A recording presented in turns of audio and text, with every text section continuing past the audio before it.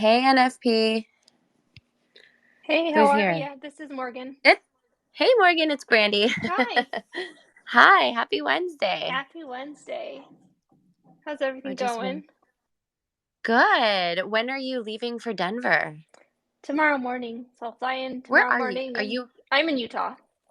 Oh, okay. Okay. Yeah. Awesome. I'm excited to talk about it. It's going to be so awesome. I wish we were going, but we'll be at the LA event. Oh, that'll be fun though. Yeah, so exciting to actually meet people in real life. Right? It's like it's finally It's like a happening. Could it's a finally whole meet new people. concept. I know. It's a whole new world for us. All right, I am just going to be messaging our team.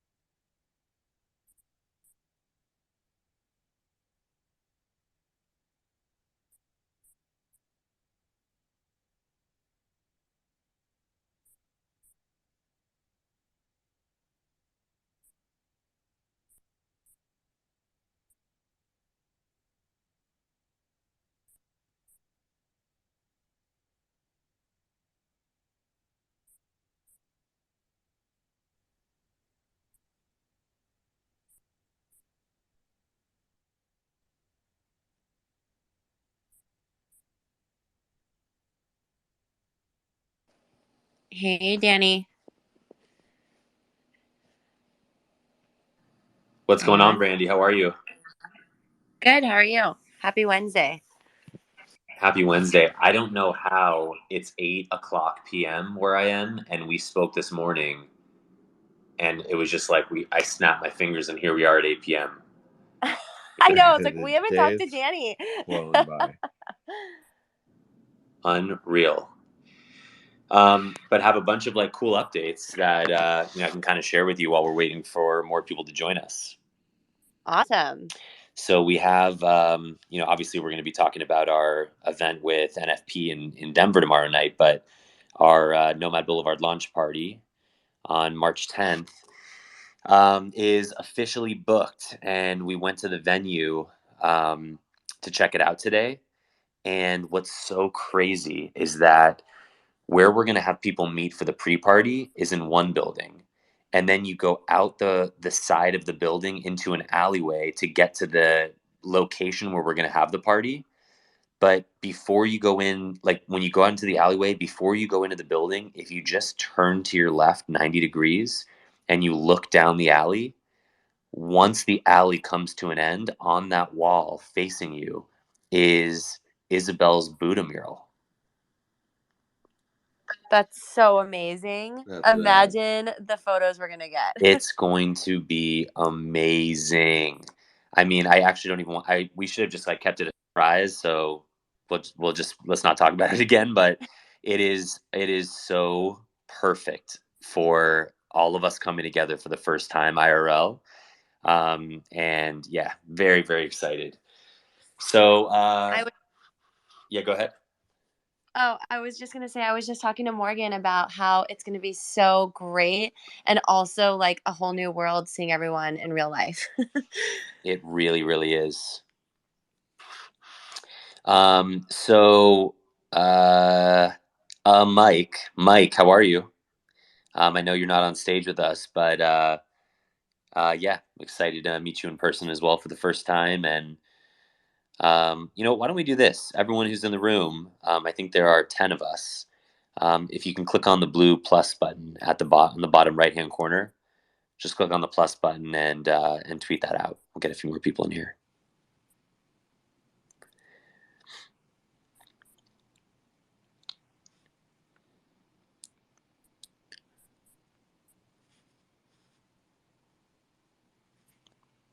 So Brandon, a lot of stuff we got to catch up on, but just didn't have a second to breathe today, and and obviously I am heading to Denver first thing tomorrow morning. So I'm going to be staying at Wes's place, and I'll be working all day until we meet up at night. So let's definitely catch up tomorrow. Okay, perfect. You're just going for one night, right? I'm just going for 24 hours. So awesome. Yeah. Same here. I fly out tomorrow morning and fly back Friday morning. There you go.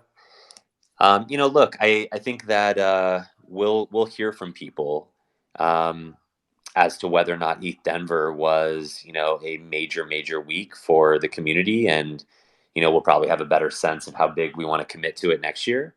But for now, let's go for 24 hours. We've got an event. We'll meet a bunch of people. There will be Nomads and NFP and a bunch of other people as well. So it should be fun. And also, I see that we have Tokyo Punk's NFT in here. I wonder if Tokyo Punk's NFT is Sabit or someone from the team. And Morgan, how's everything going with you? Oh, good over here. It's I feel you when you said earlier that you talked this morning and then it's already 8 o'clock your time. I feel like the day has completely flown by, and it's like I feel like I didn't check anything off of my to-do list. You know what I mean? Like I did, but I feel like I didn't just because it was such a busy day, and it's 9 o'clock my time, and it's like, oh man, got to get ready for tomorrow, and I so know. many great things coming. Totally. And I'm getting up really, really early tomorrow. I'm taking the first flight out there. So tonight's space, we're gonna keep it to 60, 90 minutes. It's gonna be um, you know, not one of our long ones. And I said the same thing last night. I was interviewed, Nomad Boulevard and myself were interviewed by NFT millionaire. His name is Abbas. And 3 hours later, we're still in the space. I'm just like, what am I doing? So we'll keep it focused tonight. We've got a few things to bring up. We definitely want to talk about the event tomorrow, and I want to hear about what's going on in NFP's world, and we'll tell you a little bit about Nomad, and then we'll meet up in person, which would be really cool. And Morgan, I've met Nate and I've met Preston, but I have not met you in person, and I believe someone else from the Taffy side is going to be there. Is that right? Yeah, James will also be there. So you'll get to meet two new people from our Cool. side. Cool. Well, I'm working out with Preston. Maybe kind of getting a dinner together with some of us before the event starts. So maybe we can meet up at around 6:30 or so, get some food, get something to drink, get to know each other a little bit more in person, and then we'll head over to the event. Awesome. That sounds great. All right. So I'll be in touch about it. All right. Well, I know we're waiting for Wes, my co-host. One of the things that we're going to be doing on Wednesdays is Wednesdays with Wes, and I don't know if that's going to be the name of the space, but he and I are going to be co-hosting every Wednesday because Wes needs to be on the mic. He is, he's someone that really represents the artists and the collectors, and been in the space for a while. I'm in the space because of him, and we want to give him a platform. So the two of us are going to be doing that every Wednesday, and we're going to be inviting different guests to join us. Obviously, this week we've got Morgan from NFP to talk a little bit about what's going on. I consider Non-Fungible People our main NFT project partner. We really supported a lot, support each other a lot when each of us was, leading up to our launches and during the mints and after the mints. We've done Twitter Spaces. It was the Twitter space that we did with NFP where we sold out live while with the NFP group. So that was a really, really special moment in time that I won't forget. And That was such a fun space. And I was like having FOMO because I hadn't bought one yet, and I bought one during the space. And I was like, I can't nice. miss out on this. It's great. And I love mine. It has like a little disco ball on it. I revealed it like a week ago. Very cool. Yeah. Very, very cool. Yeah, I have my NFP as well. I have not seen another project that has this type of design. Super cool, hyper realistic. For those of you in the room who haven't checked out NFP, go check them out. We also have Senator Greaves in the room, who is one of the artists at the same company. So Senator, we'll bring you up in a sec as well to say hello. And I texted Wes, so he knows about it. We're just going to have to kick off without him. So the very first Twitter Spaces that Wes is co-hosting, he is either late or not showing up. So that's just what's happening. All right. Well, let's start with ETH Denver. Look, I think probably as we head into 2022, there's going to be an NFT related event, multiple times a week, every week for the rest of the year across the country and world. I think we're at that point in time now. And the next event or the next week has been and will continue to be ETH Denver. Coincidentally, several members of the Nomad Boulevard team live in Denver. So it just seemed really, really natural for us to have our team in Denver plan something fun. They know the lay of the land. They're very well connected in the art scene. And so, Greg and Noam and some of our other colleagues at Nomad really set something up great. I see Billboard waving hello too. We've got some Nomad community members as well that are in Denver that we're going to meet for the first time. So really, really excited. There is a bar. Brandon, remind me what the name of the bar is.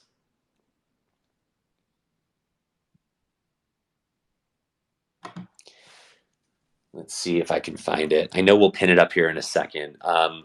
But it's an amazing bar. It's Yep. Sorry, I did not want to butcher it, but it's called Haters and Company. Right. Sorry. So, yeah, Haters and Company, and they have this private area outside with heat lamps that's reserved for our party, plus a bar that's attached to it. And I looked up the weather. Like I live in Los Angeles, so I looked up the weather before I started packing, and it was I think a high of 40 something and a low of 20 something. And when you're from Los Angeles, like that's not okay. Um, there should be kind of like a disclaimer on the weather app that says, if you're from Los Angeles, just, proceed with caution. Anyway, it's going to be really cold. I have no idea if it's going to be too cold to even hang out in the outside area, but it's a really big space. If you are a Nomad Boulevard holder and or a non-fungible people holder, a non-fungible person, you are getting a wristband and you are going to drink and eat on Nomad Boulevard and NFP for the evening. So just something we're doing for our community. We hope our community shows up. But we also know that there are a lot of people going to ETH Denver that are unfamiliar with our projects. And so this will be a great opportunity for new people to hear about what we've got going on at Nomad and NFP. There will be opportunities to join the projects and network and get to know each other. Some of the artists that are part of Nomad Boulevard are going to be there as well, like Luther and Ali Osiren, Wes Henry. There may be a couple of other surprises, and definitely a bunch of artists and supporters that are in the Nomad community. Over to you, Morgan. Any idea of what it's going to be like for ETH Denver, or is this just jumping in and seeing what happens? Jumping in and seeing what happens. We're very excited to host this party with you guys, and I'm excited to see who from ETH Denver is, going to be there in addition to all the amazing Nomad Boulevard and NFP people. And I think it's just going to be, it's been so long since we've been able to do IRL events, and so I'm very excited to actually meet people in person and actually, talk face to face. Like, don't get me wrong, I love talking on the spaces, and like I feel like I know you guys already, right? Because we talk consistently. That it'll be nice to put an official face to the name, in addition to what you have as your PFP or if you change your avatar on Zoom or whatever. It's I'm excited. Yeah, very cool. And you've got a group coming with you, right? So there's going to be, a bunch of people from the team. Have you heard from anyone, in Discord or in Twitter Spaces? Or I know you do AMAs on Wednesdays. Have you heard from anyone in the community that are going to be in Denver tomorrow? I'll have to check. I know people got excited when we made the announcement that we were doing it. I was wondering, I was actually going to ask you to see, like, how you have your the Eventbrite link, if you can see how many people have signed up already. Yeah, I think it's over 300 people have signed up for the event. Um, yeah, so I don't know, I don't know what percentage of the 300 people that signed up are confirmed or are nomads or NFP. But yeah, there's going to be a good turnout. There are a lot of people in Denver this week. I know this conference is really like crypto heavy and crypto focused and technical and software related. And, going to a conference like this, you're going to need to come party with us. So I'm very confident we're going to get a good turnout. I think it'll be great. And, I'm glad, I have to say, I'm glad the location has space, like the heat lamps and space heaters, because I woke up this morning, and so I'm in Utah. And Senator Greaves can speak to this too, but it snowed this morning and I wasn't expecting it, because literally 2 days ago it was like 50 degrees. And I was like, oh, this is so weird. It's so warm for February. I shouldn't have even thought that, because this morning I walked out and it was snowing, and I was like, okay, it's just getting me ready for Denver, because I'm always cold all the time, even if it's 50 degrees. And so I'll be internally warmed with a nice drink, and then externally warmed with the space heaters and my big poofy jacket. Yeah, I'm packing really warm. I am, you know, definitely not in Utah. So I'm ill prepared. By the way, Morgan, are you in Salt Lake City? Yes, I am. And are a lot of people from the NFP team or the Taffy team in Salt Lake City as well? Yeah, so the way our company, so Daz 3D, so Daz is based in Salt Lake, and then we have an office in Vancouver. So a good chunk of us are in Salt Lake area. There's a handful of people based in Seattle, and then a good chunk in Vancouver, and then we have artists all over the world, and other individuals. So we're very spread out, but the two main locations are Salt Lake and Vancouver. Salt Lake and Vancouver. Exactly. Okay. And we're Los Angeles and Denver. So, and all over the place. Um, I want to invite Senator Greaves up to the stage. Let's see if he's available. I know he's been working on some really interesting stuff lately. And do you remember Morgan when someone from the NFP team announced that you were going to be taking over a rugged project? Yes, and if Senator Greaves joins, he can really speak to it as well. But we have, oh, here he is. I'll, I'll shush and I'll let him talk. Yeah, well, the reason why I'm bringing it up is because the last time I heard about it was live on Twitter Spaces with NFP, and I remember kind of hearing the story about how it was really unfortunate what went down. The community really rallied behind it, and they're getting a second shot. So first of all, Senator, am I seeing you tomorrow? Yeah, that's the plan, assuming my flight makes it. All right. Well, let's hope that it all works out, because I'm looking forward to finally meeting you after kind of missing you 15 Yeah, times. absolutely. That's the top of my to-do list. Just chat up. All right. Well, look, if you want, real quick, just introduce yourself to the room.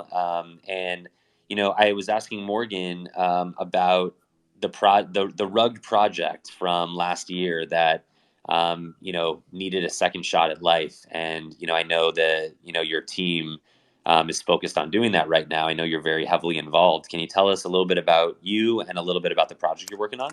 Yeah, absolutely. I kind of jumped into NFTs about the same time Daz did. We did it independently of one another, although I was an employee of Taffy and Daz. And we both we're all kind of learning at the same time. Anyways, this Evolved Apes project came along that they got rugged, 3 or 4 months ago. Taffy reached out to them and offered to kind of help salvage what was left of it. And recently I was made lead of that project. We're kind of fleshing out the details now, but you'll be able to get, if you own an Evolved 8, you'll be able to get that and use it as a mint pass plus gas to get our fight back apes, is what they'll be called. Really pretty excited about the direction we're going to go. I don't know if I could say much about it yet. I think we're going to start revealing kind of our grand scheme next week. But once we do, you'll be the first to know. Okay, because I was just going to say, you know, there aren't a lot of us in the room, and we're happy for you to just kind of share all the details now, and then, you know, you can do your big official announcement in a week. I mean, I'm sure I speak on behalf of the whole room. Like, we have no issue at all with you sharing stuff that you shouldn't. Well, I'm sure you guys. I feel like you're gonna be the new Dave or Ty, Senator Greaves, where Dave and Ty seem to get away with all the little sneaks and teases. I'll write it down on a piece of paper and slip it to you across the table tomorrow in Denver. Okay, great. And then I'll just I'll take a picture of it. I'll start a Twitter Spaces. I'll pin the tweet, and I will literally DM every single person that I'm connected with, letting them know that they should join us and check it out. There you go. There you go. All right, cool. Well, how's that for a marketing strategy? It's outstanding. Guerrilla marketing, right? Guerrilla marketing, nomad marketing. So I have a question for you. So I'm looking at Evolved Apes on OpenSea, and I'm kind of going through the traits, and I've noticed that in at least each of the traits, there's like 1, 2, or 3 like super rare evolved apes. So what if I have a super rare evolved ape? Is it just like any other evolved ape where I traded in for a mint pass? No, but it's going to be a wash. You're getting a fight back ape, good, bad, or indifferent. Got it. And what happens if I don't have an evolved ape? Then I can purchase a mint pass? You can, yes. We will have, yes, you'll be able to purchase mint passes as well. We're not 100% on what that number is going to be yet, but you will absolutely be able to get one. Got it. Okay, cool. But it's, I mean, those evolved apes are pretty cheap right now, so not a bad idea to snap some up. And in fact, they're. And by the way, that is. Yeah, that's not advice, right? Not finished yet. But yeah. I don't even know why we say it anymore. Everyone knows it's not financial advice. So, all right, cool. Well, I cannot wait to meet you tomorrow. If there's anyone else in the room that is traveling into Denver tomorrow, please keep us in mind. We're hosting, when I say we, Nomad Boulevard and Non-Fungible People. We are co-hosting an event. If you look up at the pinned tweet, you can see the details. It starts at 8:30. It's going to go till, however late we want to stay there, probably stop it at 1 o'clock. And if you're a Nomad Boulevard or NFP holder, you're going to get a wristband. You're going to drink and eat on us. We've also have some featured artists from the Nomad Boulevard team, as well as other artists and members of the Nomad community. Hopefully we're going to see a bunch of NFPs at the event as well. And I think it's just going to be a good opportunity to meet and network with other people that have flown in from all over the place to be a part of the ETH Denver conference this past week. So looking forward to it. I have no idea what the vibe is going to be like. Obviously, I went to NFT NYC, went to Art Basel. I've been to some other LA-based NFTs. This is my first Denver experience, so looking forward to it, and looking forward to seeing a lot of you. So another thing I wanted to let the room know is that Wes is texting me. So Wednesdays, we're going to be doing a Twitter space with Wes Henry. And he's texting me that the space is not available for him. So his very first co-hosted space is just not working out. Anyone have any suggestions of what I should do? I was having the same problem. It said it wasn't available. Then I asked in the Nomad super group for somebody to tweet the link through there, and that's how I connected. So maybe have them pop into that one. I also had to close out of Twitter because the first time I tried to join and it didn't let me. So then I completely closed out of Twitter. and then rejoined, and then it worked like the second or third time. Yeah, and I wasn't able to So it could log in just be a either. Twitter So issue today. Yeah. okay. Does anyone know anyone on the C-suite of Twitter that they can just text real quick to escalate the issue? That would be great. All right, just sent Wes another link. And also, while we're waiting for Wes and we're waiting to kick off the night, we're going to be doing, we're going to have a more of a set schedule of Twitter Spaces going forward. So, at least from the Nomad Boulevard side, we're going to be doing Sunday Vibes with Joso and Punk Actual. I'm not sure exactly what time that's going to start on Sundays, but that's going to be an every Sunday thing. Um, every other Monday, we're going to be doing Twitter Spaces with Isabelle Lago, and we're going to be interviewing one or two artists each session. And it's going to be a little bit more of an in-depth interview, like going back to the beginning, and that should be really fun to kind of do those interviews. I like doing those interviews with Isabelle because she has, really, really thoughtful and kind of art experience questions to ask people. So we're going to be doing that every other Monday. And then the Monday when we're not co-hosting a space with Isabelle and doing artist interviews, we're going to be doing Alpha Mondays, where we invite different leaders, thought leaders, innovators, builders, people that are that have been and continue to lead the way in Web3 and the NFT space. Join us to bring some alpha and perspective and thinking to the Nomad Boulevard community. Um, on So that's alternating on Mondays, and then uh, I have been speaking to someone in the community who was in the room a second ago, and they must have left. But we are talking with a couple of people from the community about hosting a Nomad Boulevard community night, where members of the Nomad community host a room by and for the Nomad community. So we're looking to do that on Tuesday nights, and then Wednesday with the one and only Wes Henry. So Wes, welcome. Welcome to the very first Wednesdays with Wes. Obviously, the space is going to be starting at 8 p.m. PST, which is not now, which is 8:28 p.m. PST. But obviously, technical difficulties are to blame. How are you, man? What up, man? How you doing, hero?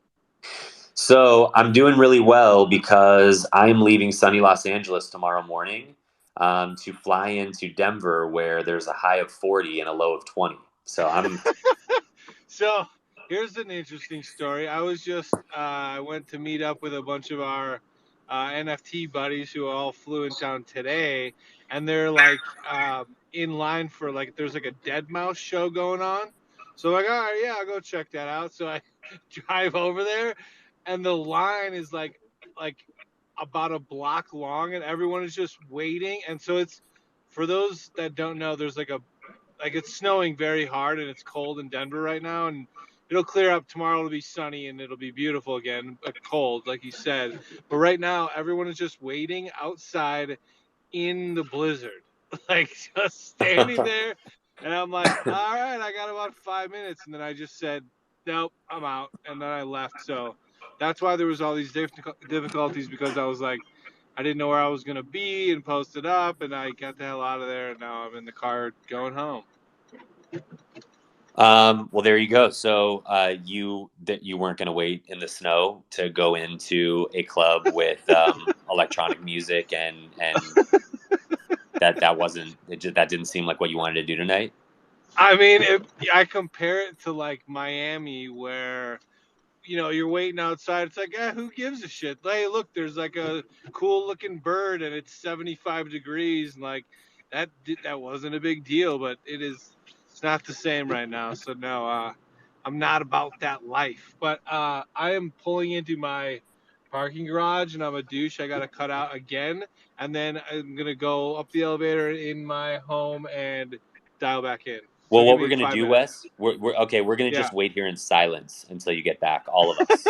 We're not even gonna say All right. anything. It's gonna be Just awkward. hold your breath. 3, Okay. 2, 1, go.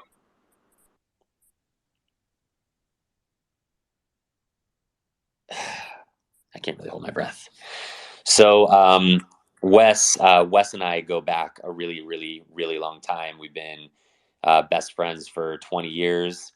And even 20 years ago, I remember him kind of bringing some of his paintings from high school and doing oil paintings. And he did all of these crazy abstract faces with stretched faces. And I've just always been such a huge fan of his. And, to just, you know, 20 years later to be working on art projects with him in this new space that I couldn't even have conceived back then. Really, really cool.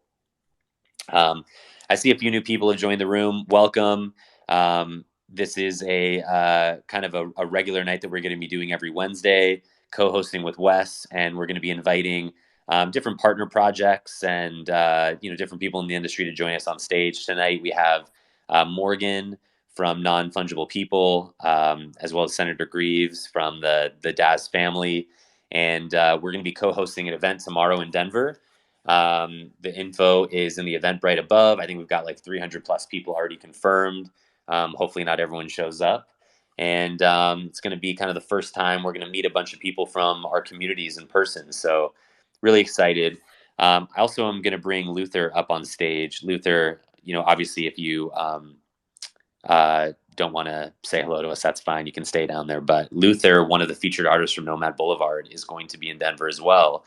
And this is the first time I'm meeting Luther in person, which I'm super excited about. So Luther, I'll hopefully you'll come up and say hello. And we also finalized the venue for our Nomad Boulevard launch party happening on Thursday, March 10th. So it's an exclusive event for Nomad Boulevard holders. We are really going to make sure this thing is unforgettable. And what's really special about the location that we've chosen, we actually chose this location with the Nomad community. There was a took place a few weeks back. But this location is really special in particular because the alleyway, which divides the two spaces where we're going to be having the event, at the end of the alleyway, perpendicular, you look up and there is one of Isabelle's original murals. I went today. I literally couldn't believe it. It's just perfect, and there are going to be plenty of really amazing photos happening there. So Luther, welcome to the stage. Looking forward to meeting you in 24 hours. How are you? Hey, I'm doing good. Freezing my ass off. You must be in Denver. Yeah, it only took me a lovely little bit over 2 hours to get from the airport to the downtown. So, yeah. Wait, what do you mean 2 hours from the airport to downtown? Is it because you arrived in rush hour? No, I arrived in this dump of snow that's coming down right now.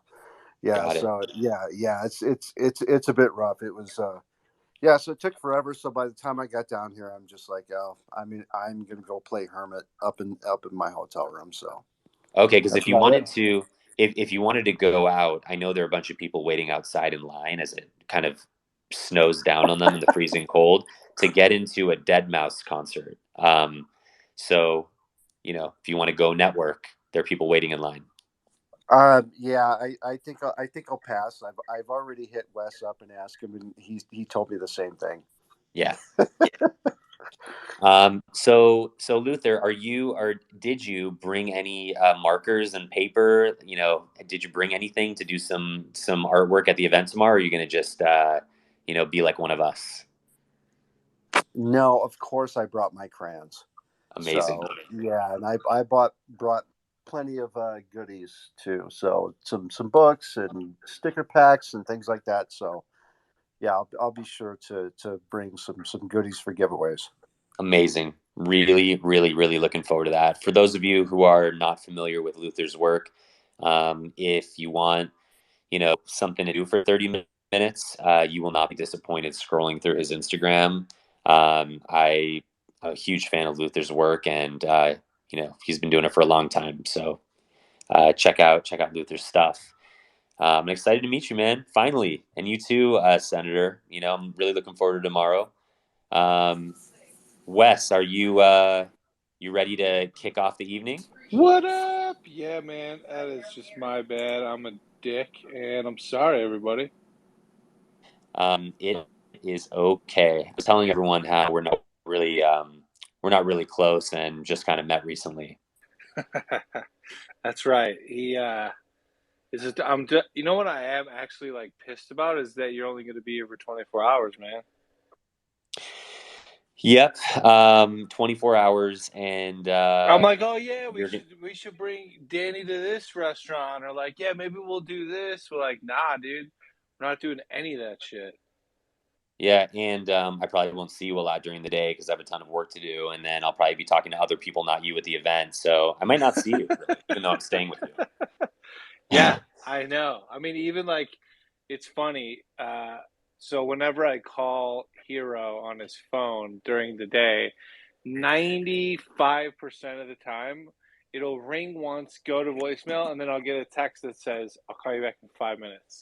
That's just like the way he lives his life. And I know that that 5 minutes is either going to be 5 minutes or like an hour. You never know because this dude is a hard worker, and it's difficult to get a hold of people like that. Where I'm just over here, like on the couch, like, ah, man, I wonder what Danny's doing yet.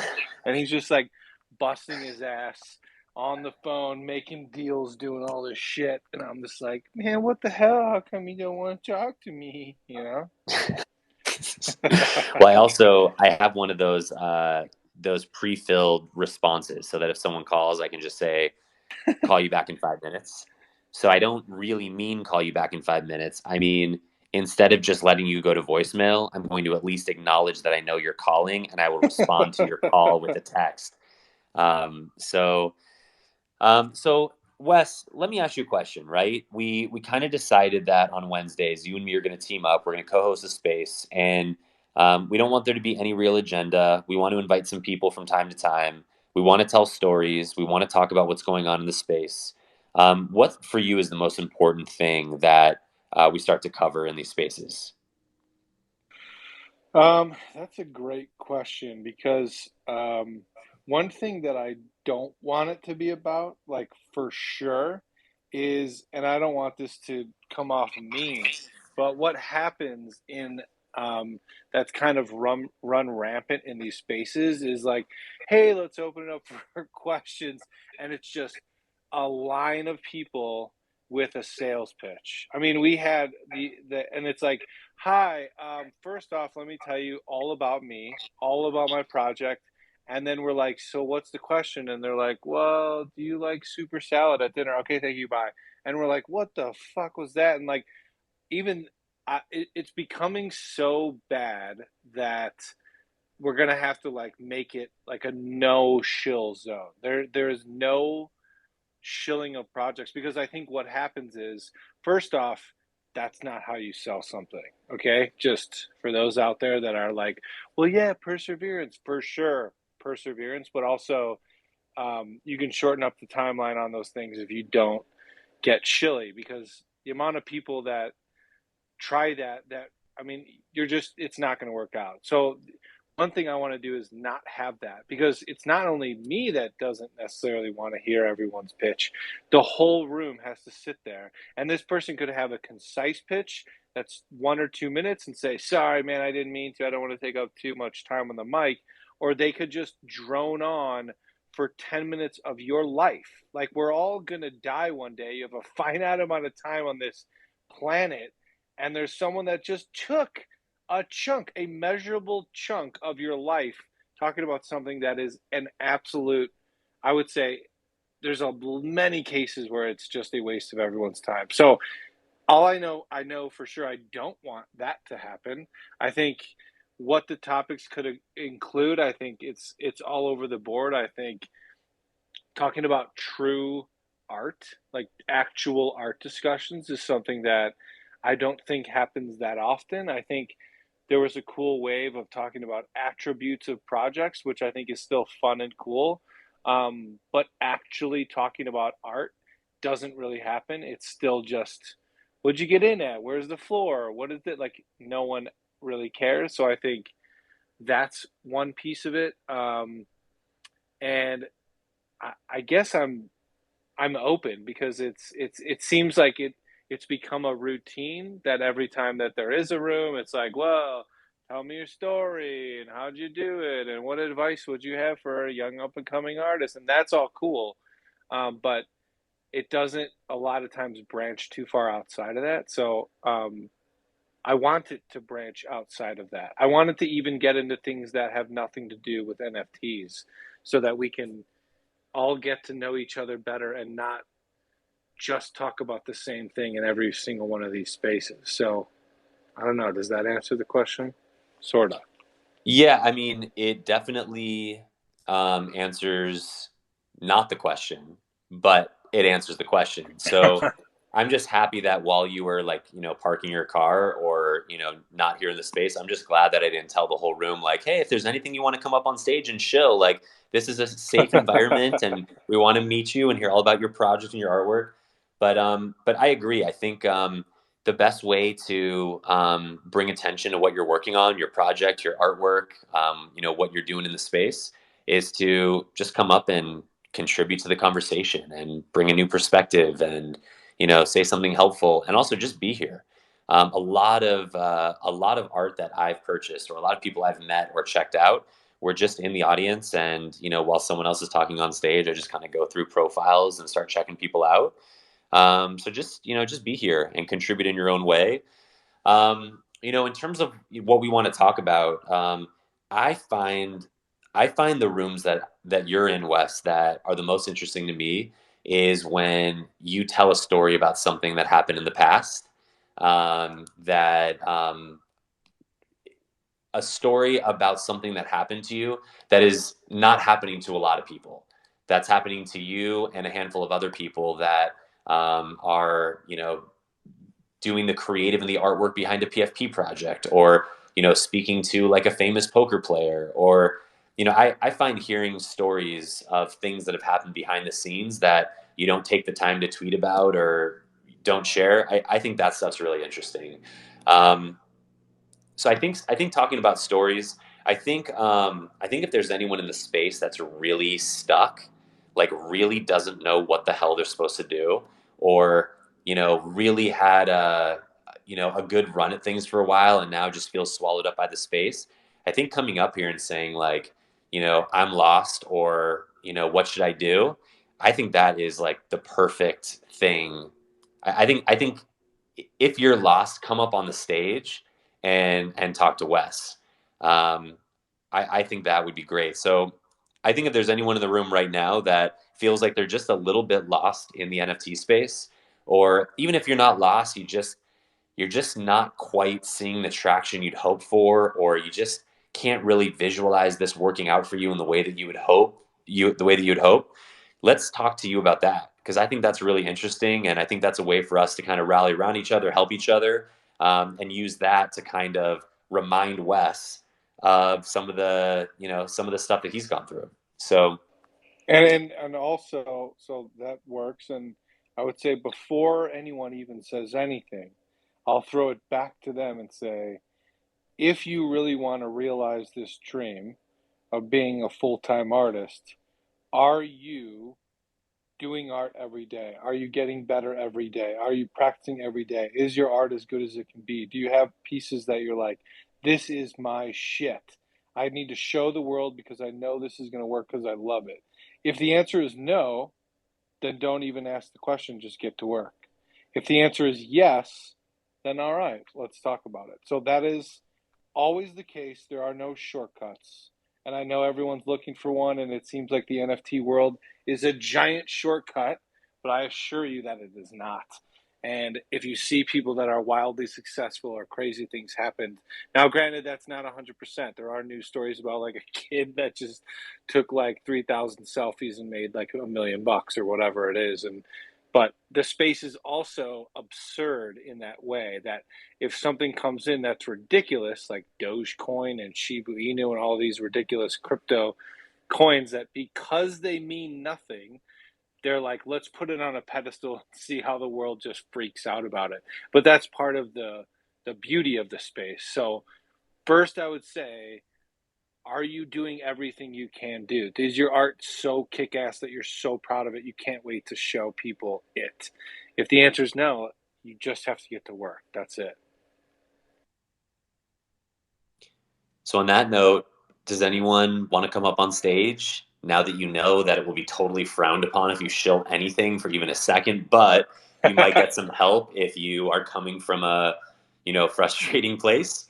And also while you're thinking about coming up here, for those of you who just joined the room, we are up here with non-fungible people. So Morgan is behind the NFP logo. We've got Senator Greaves, and Nomad Boulevard and non-fungible people are co-hosting an event tomorrow night in Denver. The information is pinned above, and free drinks and food for anyone that's a Nomad Boulevard and NFP holder or.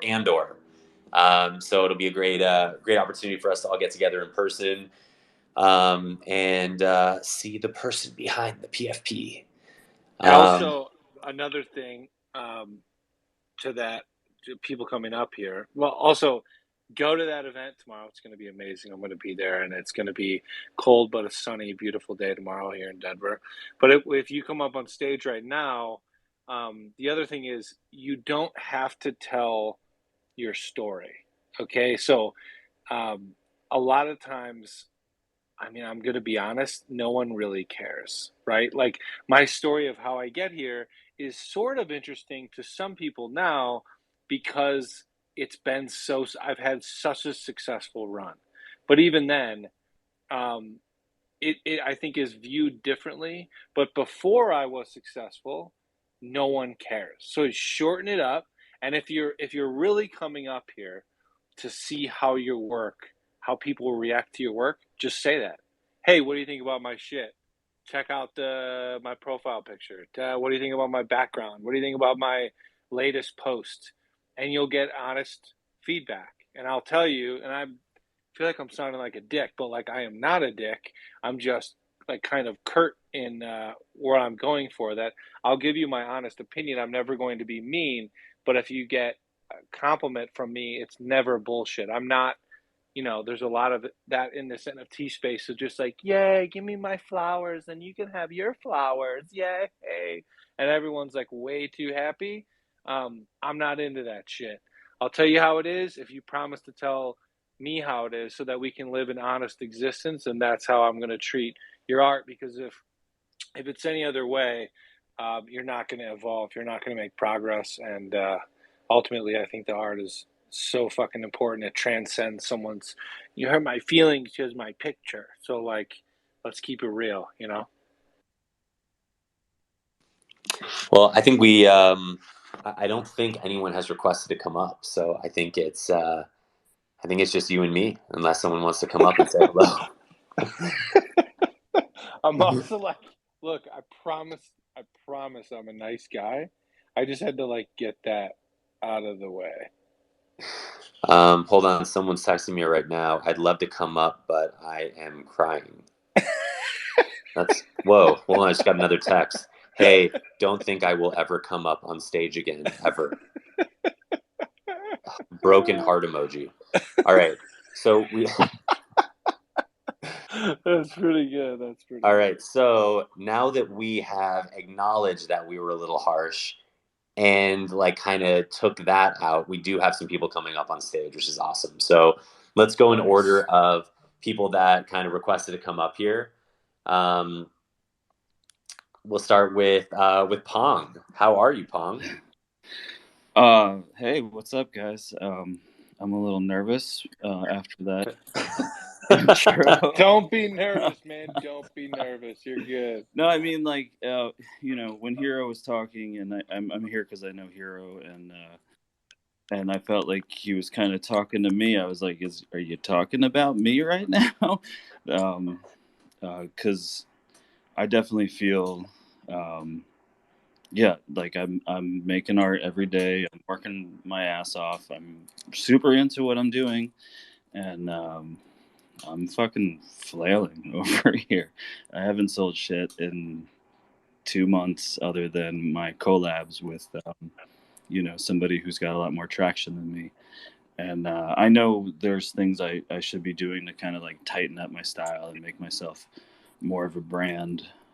I think there's just like a ton of days that get wasted away in following all of the things that people are like, you got to do. You got to be on this fucking, shill room for like 6 hours, just to get on stage and share your story and whatnot, and or whatever other way. Like, I feel like I'm going in a million directions, but when I am making my art, and I am making my art every day, I've fully behind what I'm making, and yeah, I'm not sure what to do other than just to keep going, which is what I've been doing. But it is like, it's getting a little tough. So, Pong, let Wes, me ask you, what's your favorite piece? I just saw some of your stuff. What is your... See, I wish there was a way to just, someone could share an image besides the fact of like, oh, Not let all me the tweet it chill. and then fucking post it. Yeah. But I want to see what your favorite pieces that you've done. Because a lot of times what I see is there's there's an artist where their favorite piece is like amazing, but then a lot of the other stuff that they've done, I can tell that they did not try as hard. They didn't take it to the finish line, because ultimately there's no one there to say, nah, dude, I know you're exhausted, but you got to keep going. There's no one there. It's just you, and you're done when you say you're done. There's no assignment. There's no teacher. There's no client. It's just you. So let me first ask you to show me your favorite piece that you're most proud of that you've done. by the way, while you're, Pong, I don't know if you're gonna, if you can tweet something or if you have something pinned, but, just pin it to the top here so we can kind of take a look at it. And while you're doing that, I just want to tell the room a quick story of how I know Pong. Back in the day, many, many months ago, in early summer of 2021, there just wasn't a lot of activity going on OpenSea at the time. There were the first kind of, 5, 6, 7 PFP projects. There were some kind of getting to be well-known fine artists that were really starting to get some traction in the space. And I became aware of Pong's work because it was so unique. So Pong is a glass maker, a glass blower, and he was using a piece of blown glass, which is, Pong, you could probably speak to it better than I can, but it's kind of like like a medium shot of someone's head and kind of the top of their frame, like their chest.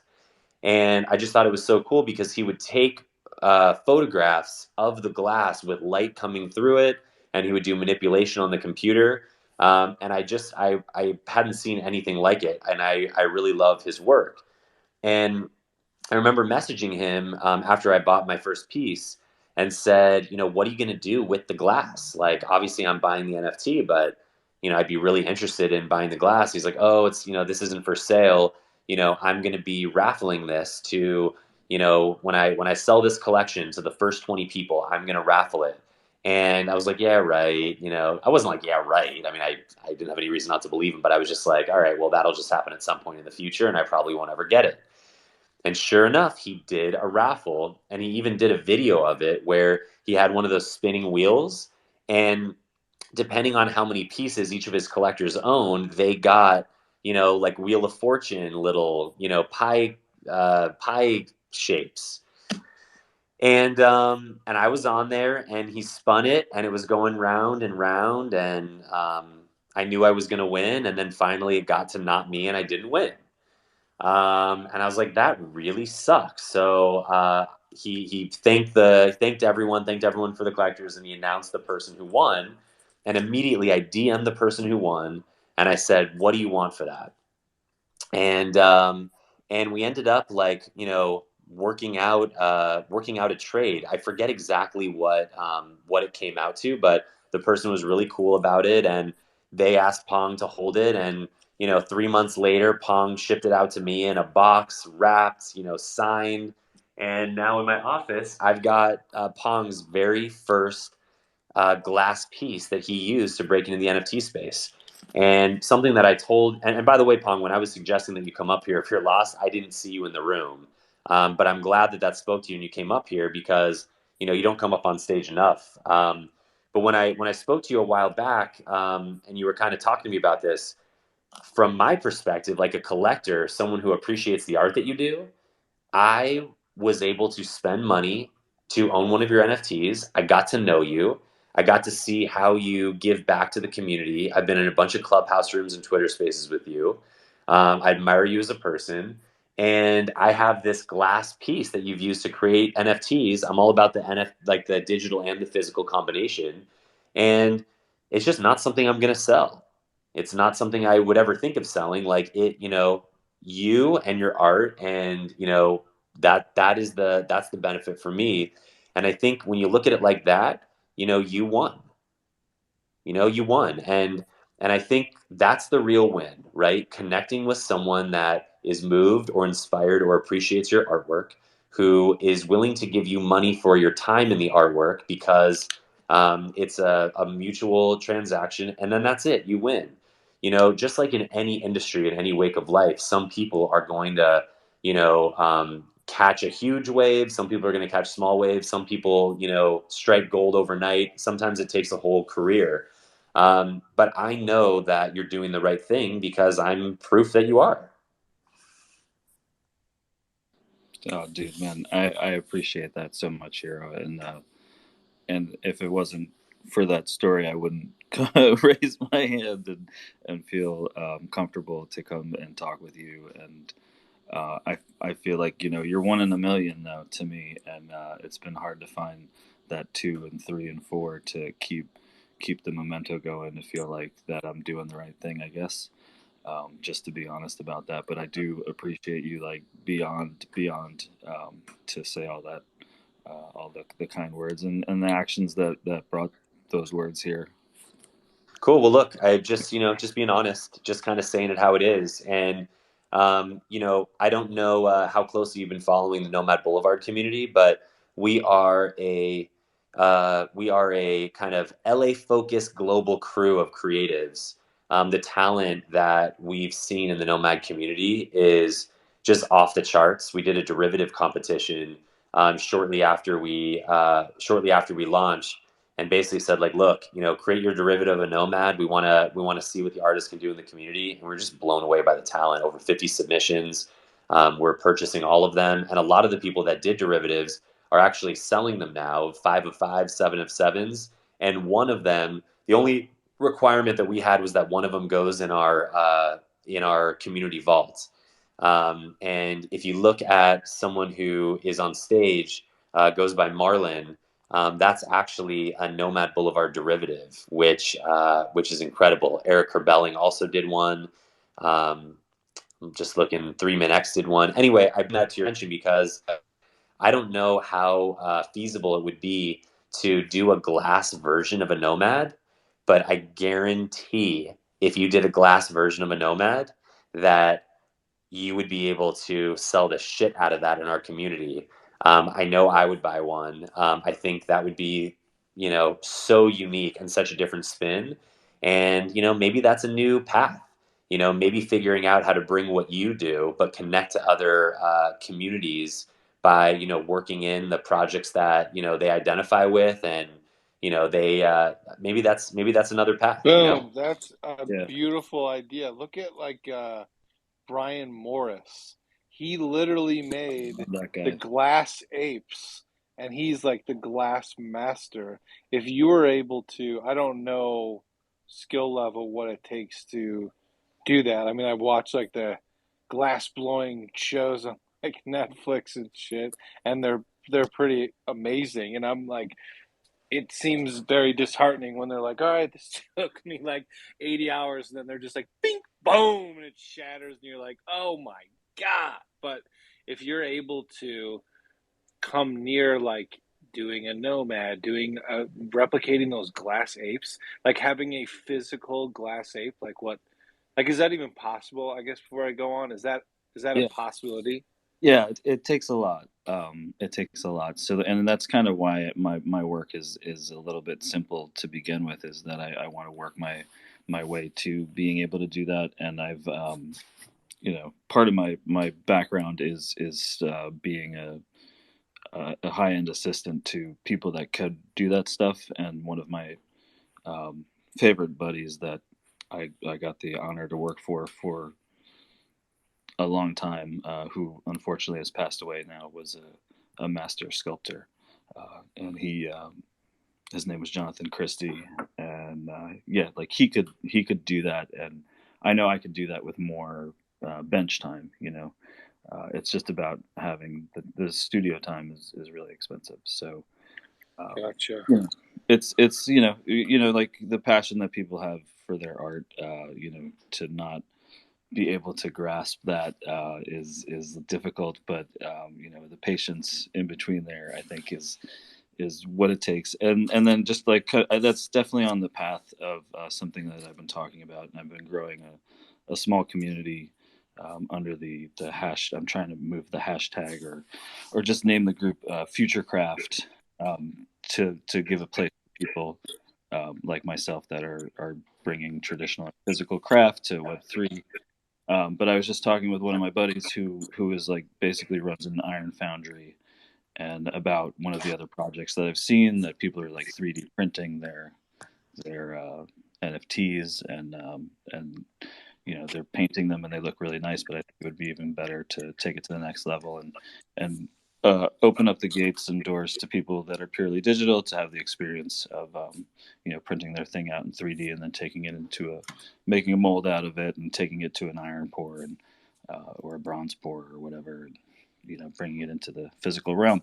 I just think as far as Web3 goes, like it's a very small amount of people that care about that, or I have a really hard time finding them or relaying that that's my message just from flashing by my profile pic real quick.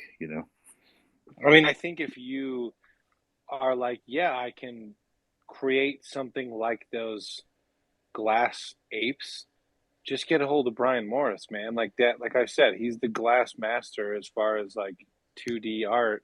And if you did that and he could do like one drop, like you make it, he replicates it, or vice versa. I don't know what would be easier, and you sell it as one NFT, and you get to have the actual glass ape at your house. Like I almost guarantee that would work. Like there's people spend so much money on NFTs, and now you're getting this beautiful piece of glass sculpture that would go in your house. Like it, I feel like that would definitely Yeah.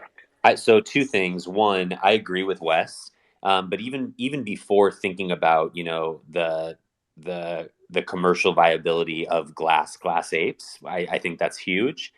Brian Morris is a really, really great guy who is thriving in this NFT space as kind of like his rebirth. He is really, really connected to what he's doing right now, cares a lot about the art community, and I know you guys would click. I'd be happy to reach out to him and see if he's interested in me putting you two in touch, or you can just DM him. Um, Pong, you are, if not the only, one of the very few people that are trying to do something innovative in the space when it comes to glass. And when I think of glass in the NFT space, I think of you and Brian Morris.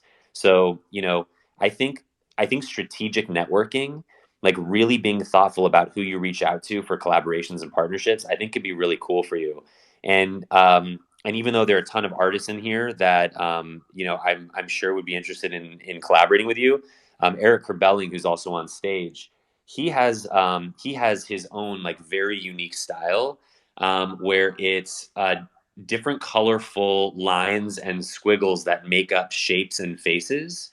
So like the opposite of hyper realistic, but he makes these lines and squiggles look super realistic. I'm sure, Eric, you can explain your own process and art form better than I can. But something that I know, so my uncle who passed away when I was younger, and my mom, they've always collected these little glass paperweights, and they're paperweights where inside they're like all of these different patterns of colors that are inside the glass. And I've always wanted to be able to do that. I think, when you think of paperweight, you're like, who wants to buy a paperweight? Like the utility is that it holds paper down. But from just to have something really beautiful from an artist that you admire or you have some sort of emotional connection to, I think they're super cool. And I'm sure that it's a lot easier to make a paperweight than it is like a fully formed figure. I think Eric Herbelling's work could actually look really cool in glass. So anyway, I just think being creative about partnerships could be what this year's about.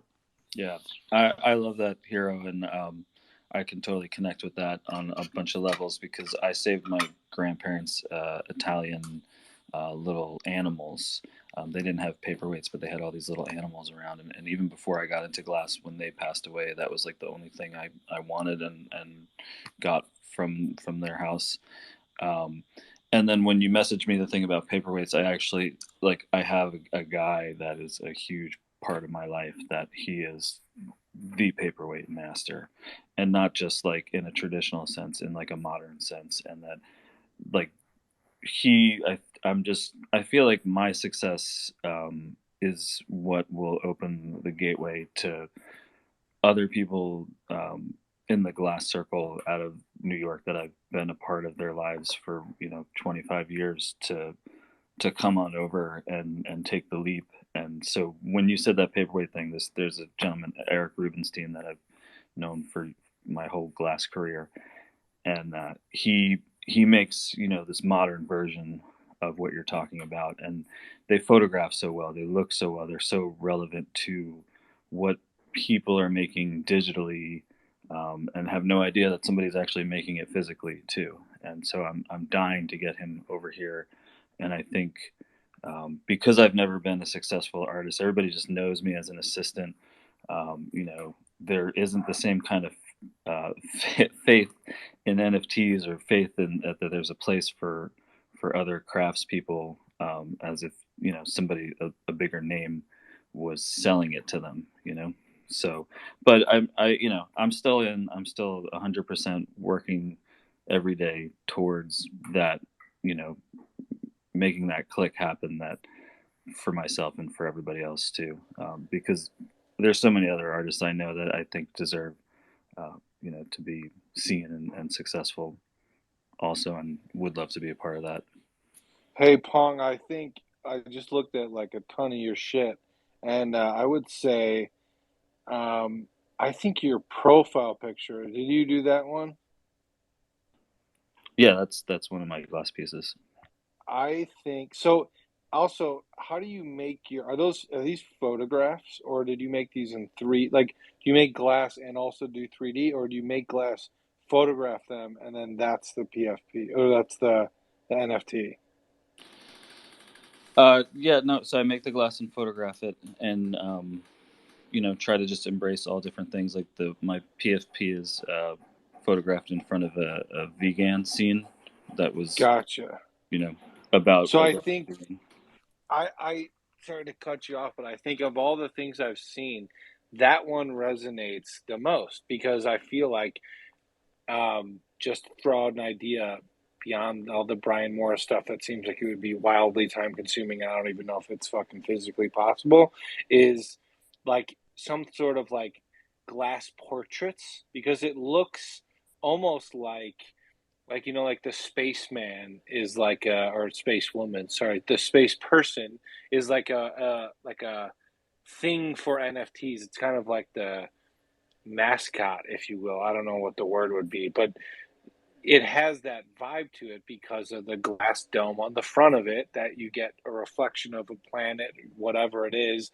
So there's a lot of reflective quality. Like if you did like a reflective portraits series, first off, if you haven't noticed, portraits hit in this fucking world, right? How many PFP projects have you seen that are a face of some kind? It's like 95%.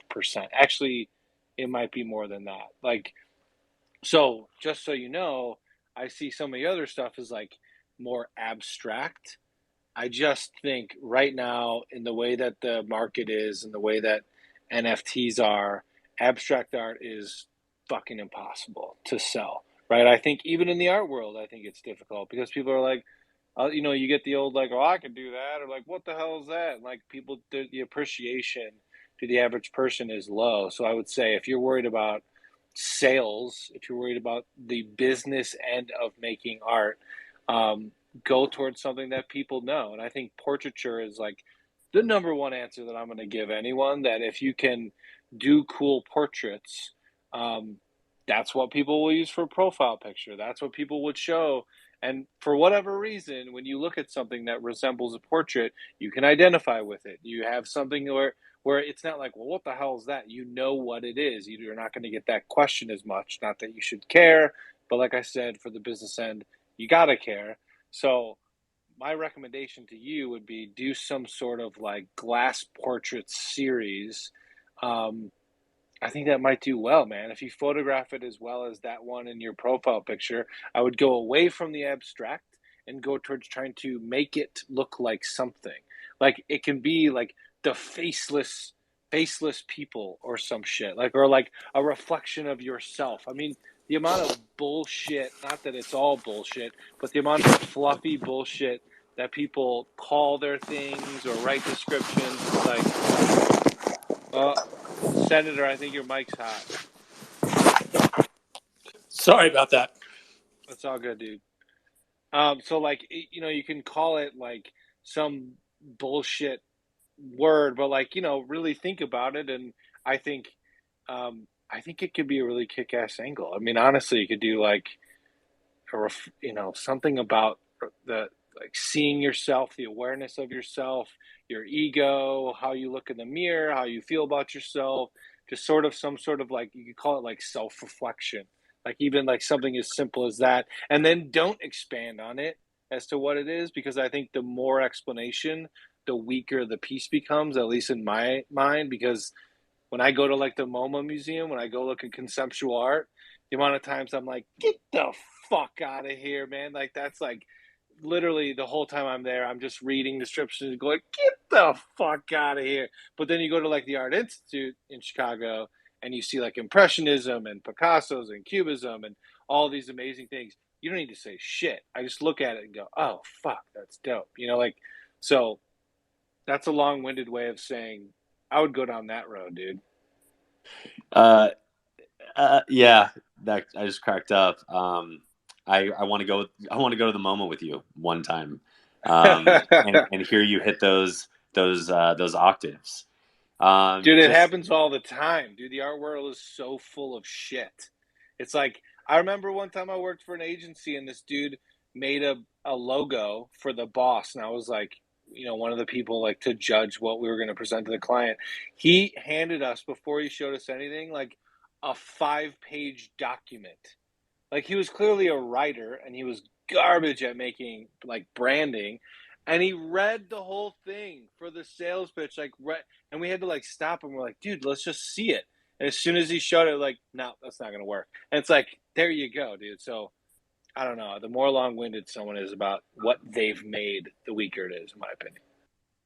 Well, real quick, if you look up at my pinned tweet, I posted the Pong piece that I purchased 9 months ago, which is just so crazy how fast and slow time is going all at the same time. But if you check it out, I really, really love this one. It's my favorite one, but I'm also biased, but it also is my favorite. But I'm biased, but it is my favorite. And I really like how it has the black background because it really does make it look like a profile of a person. You know, I feel like I'm looking at a person, like the little opening of the white mouth, like 3 like eyes going down the middle. Just, you know, super cool. And, you know, thanks for coming up, Pong. Again, offer stands. Let me know if you want me to reach out to Brian. You know, definitely some people on stage right now that I would reach out to. And, you know, let's figure out some partnerships this year and let us know how we can support. Yeah, and Pong, just real quick, though, Danny's is dope. I'm just gonna say, leave the background. Like if your profile picture is the way that you should go, in my opinion. And I don't know. I feel like a lot of times I'm right about this. So who the fuck knows? You don't have to listen to me, but I'm like, of all the things that I've seen that you've done, I'm like really confident that that's the way that you should go.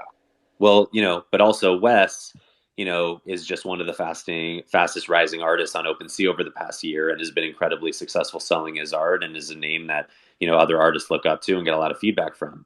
I am not that at all, but I have collected one of your pieces, and I think what I say stands up as well. So over to you, Pong. I feel torn between my parents right now.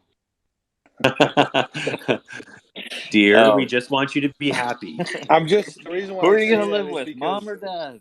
dude, glass, like, that's the beauty of glass, is the reflective quality and all the light around it, and all how it can distort like the image you're looking at. So having it in an open world, in my opinion, is the coolest part. Putting it on a black background is something that you would do for like a product or something. It takes away from the way that glass plays with light. That's my 2 cents.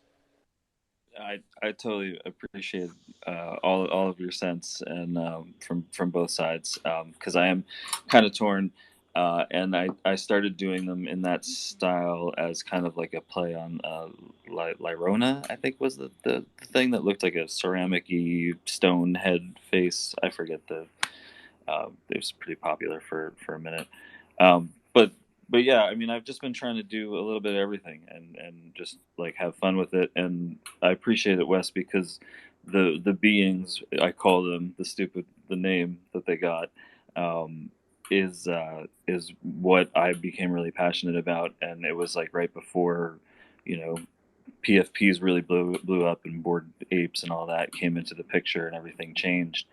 And yeah, I don't know. I appreciate you guys taking so much time to talk to me and check out my shit and give me your advice.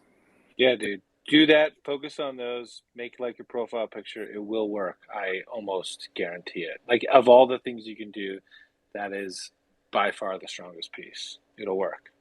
No, I Splash. really think you should do some more astronauts. Just trust me. Yeah, Luther is the astronaut. Cool. Well, good to catch up with you. It's been a minute. Glad you're here. And yeah, let's say hello to Marlon. Marlon, J Rose, our one of the founders of Nomad, is obsessed with your piece that you put forward for the Nomad competition. What's up, Wes? I was gonna say, that's a Nomad, his profile picture. Yes. So I'm gonna say that might be my favorite one out of all of the ones that I've seen. Whoa. It's super dope, man. It's super dope. It's the colors are fucking crazy, and it's like acid clown. I don't know, man, but it's like maximalism, almost like a new age graffiti style or something. I don't even know. It's very original. So, good job. It's fucking cool. Thank you so much, man. It means a lot to hear it from you. Thank you for the opportunity to come here. This is the first time I'm speaking in this space. Thank you to Nomad for everything you guys been doing. I've been following you all since the derivative contest. Before I say anything, I just want to share with you the support I received from this person who's in this space. Her name is Anastasia. She's been really helpful and supportive of everything I've been doing. The very reason I was able to participate in the contest is the moment I realized that I had to have a mint pass in order to participate. And I was like, oh, I don't have one, so I can't get involved. The 5 minutes later, Anastasia just messages me saying, hey, I just sent you one. She gave me one free of charge just so that I can participate. So this is a good example of how supportive this space can be. That's the reason I just wanted to first and foremost mention this and say thank you. Thanks for all the support. And there are many others like Collective, and there are other friends here who have supported me all along. So just want to say thank you, because I'm coming on space for the first time where all of these friends are at, in one place. So it's a good opportunity to say thank you. Having said that, I also want to get your feedback on my work, what I have been doing so far. So any feedback would be much appreciated.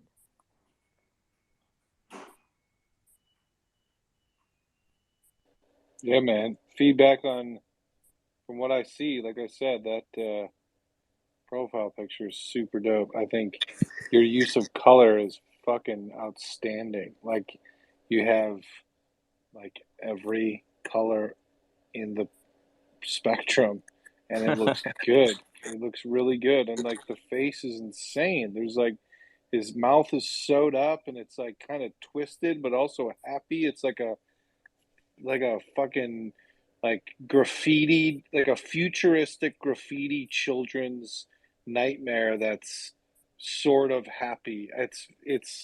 It reminds me of like the moment, if anyone's ever done psychedelics, where it's like you're smiling because it's like, I think this is good, but it could easily go dark at any minute, and you're right on the precipice of danger, but everything's kind of happy, and there's like, yay, like the feelings are kind of good, and you're smiling because there's some euphoric feeling, but it's also a little fucked up. Like, that's the vibe I get from that piece, and I I mean, like the love NFT that. space?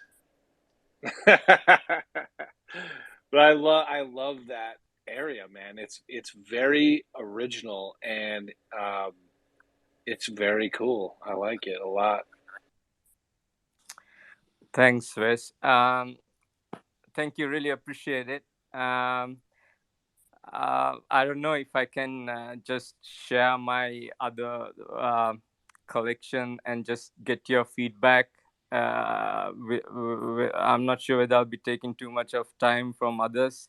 Well, But just do a tweet and post it at the top so we can look at it, because I think, like, as we've determined, it's, words are cool, but looking at the work, if we can all see it at the same time, I think is the best way to do this. And even just to kick things off while you're doing that, just clicking on your profile and clicking on your banner, where is a good place to preview things. I think the leftmost samurai is okay. The jester person's pretty cool. The Birdman is cool as shit. And then the elegant, like, Renaissance woman, they all have that fucking crazy vibe, man. I think if you could go down, I'm just gonna throw this out there, that Birdman one, the third one, from the left, that trippy Birdman mask thing. If you went down that world of like trippy, happy but warped, like acidy, strange people world, I think that would be a fucking hit, man. sure, okay. I also, I think, pinned the link to my rest of the work. The thing is, it's all sold out, which is really good. Nice. But the thing for me now is like, I kind of feel like this is the stage where I really wanted to be at as an artist, right? But now that I'm here, I'm kind of having these doubtful thoughts about, which I think is totally unnecessary, but I'm just sharing with you. Uh, like regarding pricing and regarding, what type of different portraits should I do. I think you just answered that question. But yeah, I'm at the stage where, okay, what's next for me? The pricing aspect is a very important thing, where I'm not actually looking for a lot of, to earn a lot at this stage. I prefer to see the open sea, your item sold email more than getting more money. But at the same time, I also know that I need to value my work as well. So yeah, I'm at that stage where I'm still trying to figure out what the correct pricing is for me, and yeah, So that what yeah. another thing to keep in mind is, yes, for sure you need to value your own. So remember also that in the art world, it's the fucking Wild West. I could come out and I could be an abstract artist and I make whatever my pitch is, my story, right? And I splash a little paint on the canvas and you can put it in some gallery and say that is $100,000. And if you Mm, always say the minimum you can get my work is $100,000, people will look at it differently because of the price tag on it. They're going to think of it as more special, most likely, than it even is, right? Like a lot of the prices in the art world can't be justified because there's no like function beyond someone going, oh, that's so fucking cool, I'll take it. And they'll exchange their currency of whatever that is, US dollars, whatever, for this image that someone has made because they appreciate it as much as the artist appreciates it. And that's it, man. There's not a lot beyond that. In the NFT world, there's a little bit more like stock market mentality where you don't really have to give a shit what it looks like personally because maybe you're just trying to flip it. But the thing with pricing is you also have, so one, you should, in my opinion, right? Everyone has the different opinion about this, but again, the business side of things, if you're trying to make money, you need to be slowly raising your prices, not gouging people, not being greedy, but slowly over time raise your prices. And that does two things. One, if you continually get better as an artist, it's going with the flow of that your prices are getting better because your art is getting better and you're getting more established as an artist.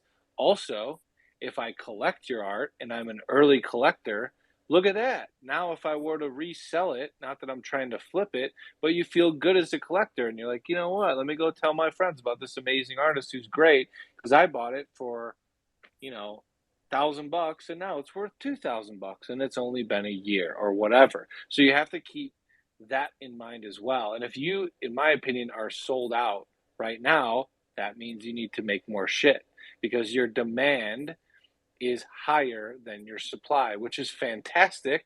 If anyone knows business fucking kindergarten edition, that's what you need to do is make sure that the demand is always higher than your supply. But right now, it seems to me that you can increase the supply. And then, I mean, you can keep going and going until it meets the demand. And someone's like, you know what? There's enough collectors that are like, we're good, dude, we got it. And then it sits there.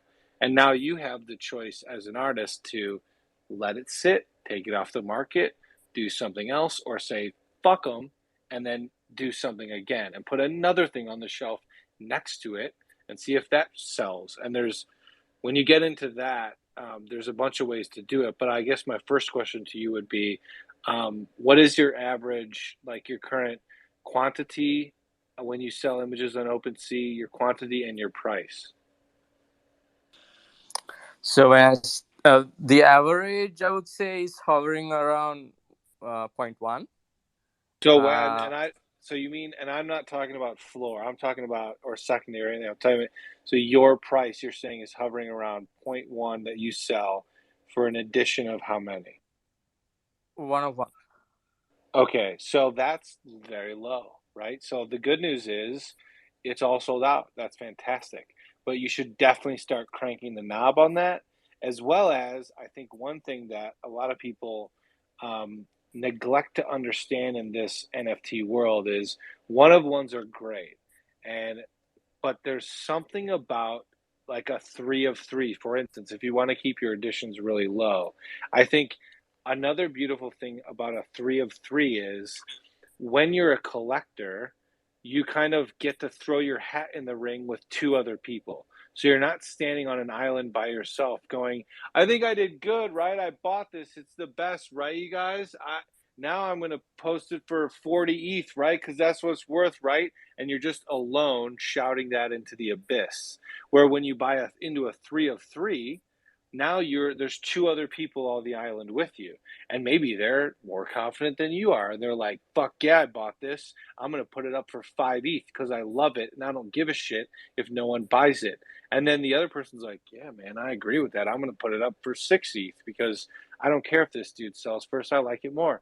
Now as the third collector, you're like, holy shit, this piece is even cooler than I thought. Like, it adds more to it and can help. I think collecting wise, I really think that there's a psychology to, I mean, first of all, let's look at a macro vision of like, look at a PFP project. You're never on an island. There's 10,000 people on your island with you. So that's why PFPs have exploded, is because there's a group, like a herd mentality. So it's like, oh my God, everyone's buying it, I gotta get one too. I mean, that's literally what the fuck it is. And then, you know, you can flip it or whatever, but that makes people like it more. And then you watch them go from like, I don't even like the art, and then when the price goes high, you're like, man, isn't that art so cool? Because psychologically the price has affected them. So those are the two things I would say is, one, no matter what, you need to increase your price slowly. So the next drop you do, if it's a 101, make it 0.12. Like, that's a small increment. No one's going to be upset about that. You should just slowly do that over time. And then every like 2 weeks or something, depending on how aggressive you're dropping, turn it up a little more every time. So first off, do that. The other thing I would think about is there's a net amount of ETH that you get from a drop. So if you're like, all right, when I do a 101, I'm cool with getting 0.1 ETH. That's cool. But let's say you're like, all right, I'm going to raise the price to 0.12. If you do a 3 of 3, you can lower your price. So you're not going to come out and say, all right, I'm doing a 3 of 3. They're all 0.1 ETH, because people are like, damn, you just tripled your prices. That's a little, you're like, little piggy wants to eat. Like, that's a little bit greedy. I would say you could come out with a 3 of 3 and be like, look, these are all, I don't know, 0.05 even. So now your net ETH that you're going to get out of that is 0.15, which is a lot. That's 50% more than you're selling for now. But now your collectors get a cheaper price to get in at.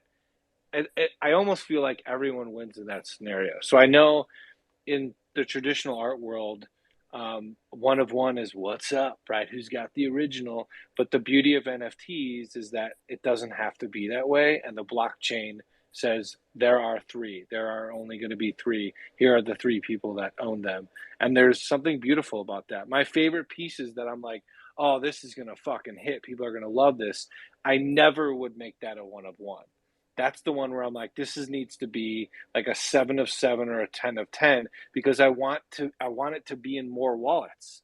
That's the other thing. It's like in the real art world, one person gets to own that shit. Like, something that you love, that you want other people to see. The NFT world, shit, 10 people get to have it and show their friends and be proud of it and put it in their home or show them on their phone or put it up in their virtual fucking metaverse home. That'll be a thing soon. And I don't know. I think those are the two aspects. Always increase your price little by little, and I would branch out. First of all, that's the other beauty of the NFT world, is try new shit.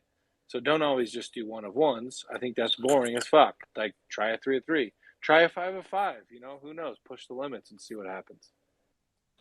Yeah, excellent. Thanks for that. While I'm here, since you were talking about 3 on 3s, I just released a 3 of 3 collection yesterday. I just pinned it to the top. I would really love you to have a look at it and get your feedback. But thanks for those points. Yeah, it really makes sense. Um, One of the main things that I learned is like, if I feel that I'm working on like a really good piece, I would have thought of, just increasing the price and leaving it as a one of one. I would have never thought of making copies and, giving the opportunity for more people to have it. So that's a Yeah, really man. good way of looking at it. Yeah, another thing is, you just posted that link. I took a look at it. It's cool. There's 2 pieces of advice I would give to you. One, don't make new collections on OpenSea. Leave it in one collection, because when people go to your store, there's a big sign on your collection that says how many pieces have been sold. And if it's like, hey, look at that, one sold, people are like, maybe I shouldn't even go in this motherfucker. If you have a sign that says, look at that, 100 sold in the last few months, they're like, all right, shit, let me go check this out. Because again, it's a little like a stock market. So stop making new collections.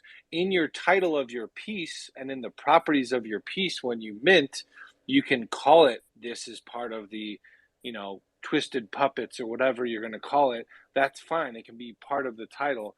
But I think that's a big mistake that a lot of people run into on OpenSea is they make new collections. Like, look at my collection, man. I have like 591 ETH sold. Like, that makes you want to come and look at the store, right? And then I have one other collection where I can do like lower price point stuff that I'm going to ramp up this year. Like, so I can kind of play in two buckets, like my more formal, like serious shit, and then I have kind of a fun area. That's it. And I only made the fun area because my floor was getting high, and it was like I felt it was unfair because people couldn't get into that collection, but I can't lower the prices because then collectors are like, what the fuck? And if you don't keep them in mind, you're just a dick. So I would say stop making new collections, keep it one collection, call them in the title and the properties. If you want to call it a new collection, do that. Second piece of advice I would give you is color those fucking things, man. You can't mint them twice. If no one's bought any of them right now, have any of them sold? Yeah, I got 5 sold yesterday. Oh, wow. Damn, dude. So that's awesome. Congratulations. I think those are Oh, so fucking cool, but you are like a master of color. Like you're yeah, sure. neglecting, like also in the NFT world, when people are like, hey, check out this new shit I just spent like hundreds of dollars on, and their friends are like, you're fucking crazy, they're using their phone. So when you show your phone to someone and it's a black and white like sketch or it's a black and white piece of art, they're like, oh yeah, cool. If you hold it up and it's just bursting at the seams with color, they're going to get, oh fuck, that's cool. And everyone that buys something wants their peers to go, oh fuck, that's cool. And color can do that. And you're very good at color. There's a lot of people that are not good at color, and your color palettes are wonderful. You got to color those fucking things in. And also, the reason why I asked if they were sold is because you don't want to double dip, right? That's the cardinal sin in this world is, oh yeah, I made the black and white as an NFT and then the color is an NFT. That's very dangerous. So I wouldn't do that per se. I don't know. There might be another argument for that to do that. I personally try and veer away from anything like that. Excuse me, but you gotta color those in. Cool. So 2 pieces of advice to sum up: stop making new collections at OpenSea. Just have one. It's Marlin's fucking art. Like, that's it. And then you can make collections in the titles and the properties and the naming convention and shit. And then use color, dude. You're very good at color. You gotta color everything. It looks amazing. Appreciate that, man. One last question, since you said to like put everything in one collection. What if I have like in the original description of my one-on-ones saying that all of these are one-of-ones? Is it okay to just do an update line right on top saying, due to the high demand, whatever, I have decided to add in. Yep. So in your description that of each NFT, you put each one of Sorry, these I think is a I'm one of getting one. rugged. I can't. Can you hear me? Marlon, you there? Okay, I think I'm getting rugged, but I can hear you now. So where is that description? You mean of the description in the collection or on each NFT you're writing that? Collection. Oh, that's fine, dude. No one gives a shit. You could change the bio on your collection every single day. No one cares. I was just saying the danger would be if it was like on the blockchain where you said, hey, all my NFTs are always going to be one of ones. Like, that would not be good. But dude, it doesn't matter. I think people will forgive you.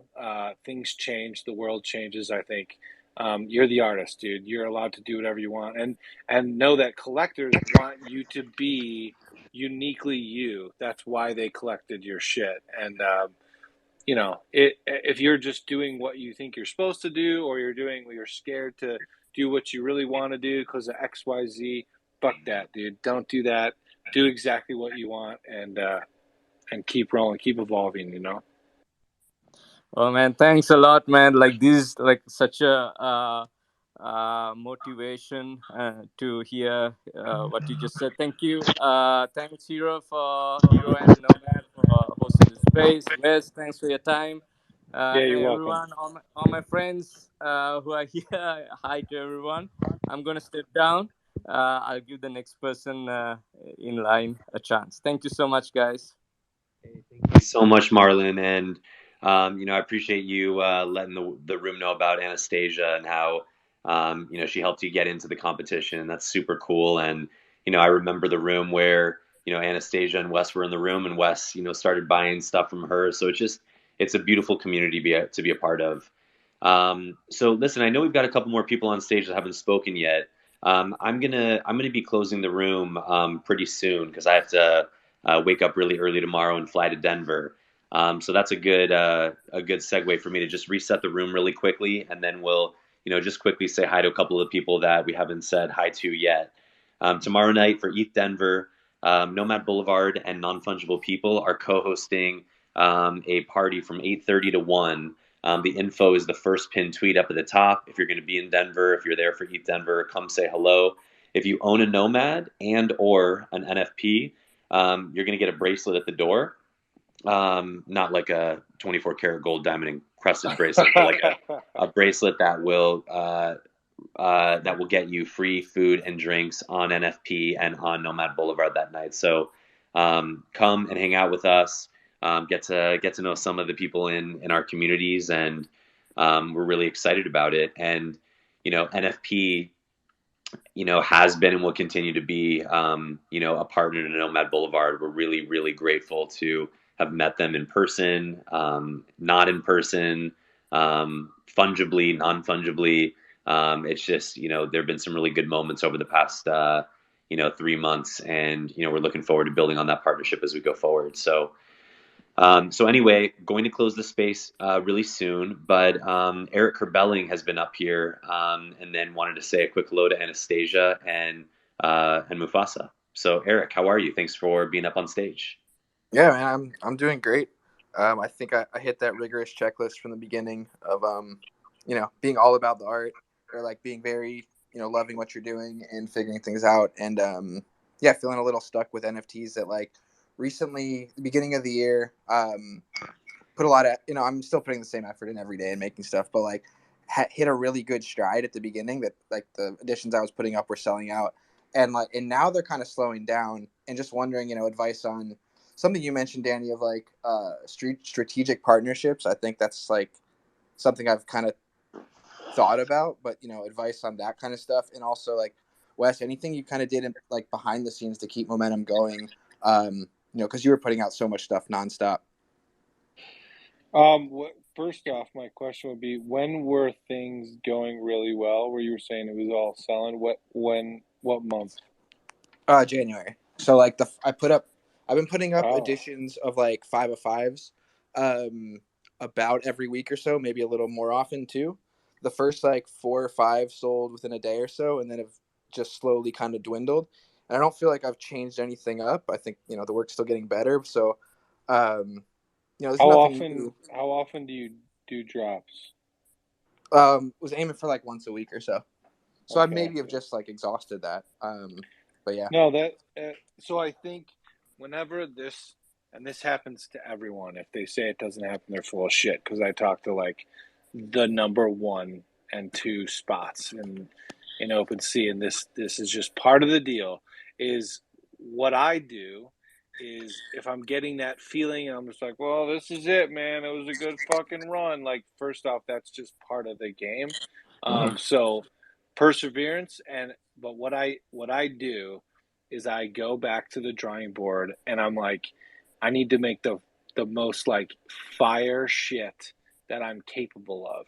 And maybe, because I do about a piece a night, that's how long it takes me, is I work at night. So it's like, I don't know, 5-6 hours or whatever to do a piece. Sometimes, you know, when things are going well and my brain is like hot and I'm just feeling the spirit move through me, whatever the fuck's going on, it comes out and I'm like, this is it, man. I can drop that like the next day and it'll work out. But there are times where I'm like, there's a little voice in my head that's like, I don't know, man. So like, don't drop that then. Like, you need to, like, during times like this where things aren't going that well, it's got to be A plus only. The only time that you can drop into like the, you know, maybe it's an A minus or maybe it's a B plus is when things are flying off the shelves. That's when you can put, you know, where the demand is so fucking high where people are like, I don't give a shit, that's an A plus to me. But if it's a time where they're like really like, I don't know if I need that, or I already got one that's similar or something, like it's time to go back to the drawing board and make the most fire shit ever. Because even though this is an unpredictable space and you never know what people are going to like, I feel like my best pieces where I'm like, oh, I fucking love that, I knew that it was going to sell out. Minus like a handful of times where just like the fucking universe was just not what I thought it was going to be. You can kind of feel it where you're like, I know this is going to sell. Like, there's a few pieces that I have, I just knew it. So I would say that's what I do to regain that confidence is go back to the drawing board and try and get like the dopest shit that you can to come out where you're like, this is great. And if you're not sure, because a lot of times we're too close to our work as artists, you're like, yeah, it's great because I just stared at it for fucking 10 hours and I love all the minutia. And then I show it, like I always check with like my girl, I'll be like, yo, what do you think? And if she's like, oh, that's great, I'm like, okay, fuck, I didn't Yeah. hit it. But if she's like, oh my God, that's fucking awesome, I love it, I'm like, boom, I got a hit. And like you won't know per se. Like there's a reason why there's, you know, albums out there from artists you love where 90% of the songs are dope, but like maybe two of them on the album are just like garbage. You're like, what the fuck was that? And it's not like they wanted to just put out garbage. It's because they're too close to it. It's very difficult to use your instincts. And basically, it's just you calling the shots. So having like a checkpoint and being able to show it to someone and gauge their reaction is very important, because if their immediate reaction is, oh fuck, that's great, you got a hit going. If theirs is like, oh, okay, yeah, that's cool, then like that ain't A plus. That's not gonna do it. Like the minutia and the like slow burn type of, oh, I like it, or acquired taste art does not play in the NFT world. It's an instant Instagram style scroll, scroll, scroll, scroll. Oh, stop my thumb. What the hell is that? That's amazing.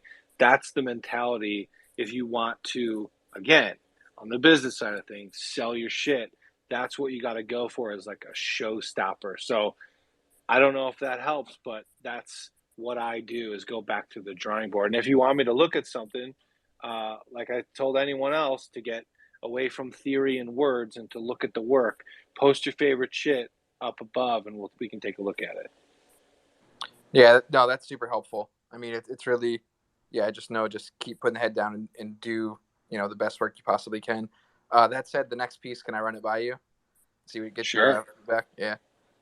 But yeah, if you click my link, or even my latest tweet, yeah, that's maybe a good one to talk about because it hits on it's got an astronaut in it, and I think it's a great piece. But after that little run, it's been crickets on this one, so I can put it in the space.